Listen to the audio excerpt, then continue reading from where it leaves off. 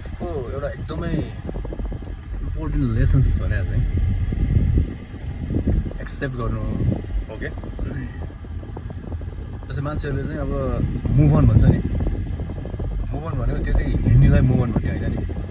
Move on भनेको त जुन कुरामा चाहिँ अड्किएको थियो त्यो कुरालाई एक्सेप्ट गरेर त्यो भारी बोकेर अनि त्यसपछि चाहिँ हिँड्नु भन्ने मतलब त्यो कुरा चाहिँ अब सल्भ नहुने भयो अथवा चाहिँ यस्तै रहेछ भनेर त्यसलाई एक्सेप्ट गरेर चाहिँ हिँडेपछि बल्ल मुभ अन हुने हो र अनि त्यो कुराले चाहिँ हिट हान्न छोड्छ। फर इक्जाम्पल अब हाम्रो पूर्व युवराज बाह्र शाह भनौँ न, त्यो लेभलको लाइफ बिताएको मान्छे अब सिनारी चेन्ज भएर एकैचोटि अब सबले गाली गर्ने होइन, एउटा भ्यालु नै नभएको जस्तो भएर उसले त्यो एक्सेप्ट गर्न नसक्दाखेरि ऊ फ्रस्ट्रेसन भएर दुनियाँ गाँजा खाएर पागल जस्तो भएर हिँड्यो भने त्यो चाहिँ एक्सेप्ट गर्न नसक्यो नि त।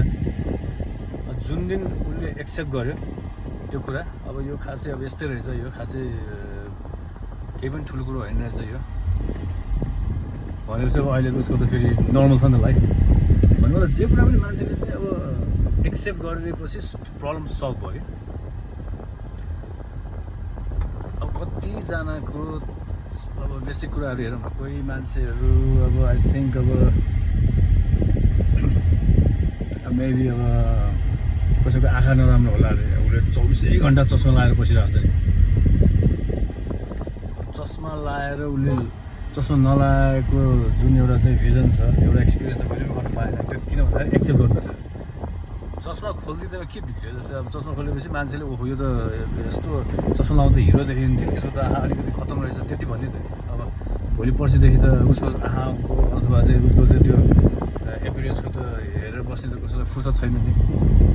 जे छ त्यसलाई ओपन गरिदिने बित्तिकै मान्छेले क्युरियोसिटी हटिएपछि सिद्धो क्या, त्यसमा कहिले फलो गरेर बस्ने फुर्सद पनि हुँदैन। अनि मैले त्यही बुझेँ, यो जिन्दगीमा चाहिँ स्वीकारपछि सिद्धि हो। जस्तै अब कोही मान्छे अब एकदमै अब जेमा पनि लागु हुन्छ, एकदम लग्जरी लाइफ बिताएको छ, भोलि अब कदम कता चाहिँ केही भइहाल्यो भने जस्तो पनि लाइफ बिताउन चाहिँ अब रेडी हुनु पऱ्यो नि। सधैँभरि अब कराएर रोएर केही पनि हुनेवाला छैन होइन। त्यो यो मुभ अन भन्ने कुरा, यो एक्सेप्टेन्स भन्ने कुरा, यस्तो कुराहरू चाहिँ अब हुन त यो भोगेरै थाहा पाउने चिज पनि हो होइन। यो कतिपय कुरा त नभइकन थाहा हुँदैन क्या। जस्तै अब हाम्रो नि अप्रोचहरूले ठुलो बडा अब आफ्नै अब एल्डरहरूले त कति यस्तो गरेछ दुःख पाउँछ यस्तो यस्तो भनेर हुन्छ नि। उनीहरूले भनेको भरमा बुझ्ने भएको त यो संसारमा कसैले दुःखै पाउँथेन पनि होला नि। अब हामीले पनि अब त्यो पोइन्टमा पुगेपछि त्यसले भने ठिकै रहेछ भने जस्तो हुने हो। उहाँले त्यसले होइन, उहाँले भने भोलि हामीले नि अब जुनियरहरूलाई चाहिँ यस्तो नगरे अब दुःख पाउँछ उसले कहिले बुझ्ने पनि होइन त्यो। अब त्यो चाहिँ अब एउटा चाहिँ एक्सपिरियन्सको कुरा पनि हो होइन। तर त्योभन्दा नि मान्छे जब स्ट्रङ कहिले हुन्छ भन्दाखेरि एक्सेप्ट गरिदिने क्या जे कुरालाई पनि क्या।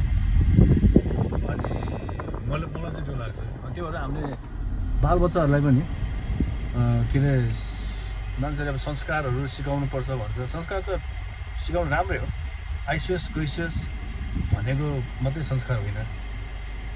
बच्चाहरूलाई त एउटा सिकाउनु पर्ने चिज त कस्तो भन्दाखेरि चाहिँ एउटा रियालिटीसँग फेस गर्नुपर्ने, एउटा स्ट्रङ बनाउने हो होइन। एटलिस्ट भोक लागेको छ, एटलिस्ट मलाई चाहिँ भोक लाग्यो मलाई खाना दिनुसम्म भन्न सक्ने आँट जगाइदिनु होइन। भोलिको लाइफमा आखिरी एकदम स्ट्रङ भएर त आफै सर्भाइभ गर्नुपर्ने हुन्छ नि। अर्को कुरा त अझ मलाई त बच्चाहरूलाई त खाना पकाउन सिकाउनु पर्छ जस्तो लाग्छ। किनकि अब पहिला आफूले पनि खाना पकाउन नजाने धेरै दुःख पाइएको थियो नि त। तपाईँहरूको पनि सुनाउ के छ।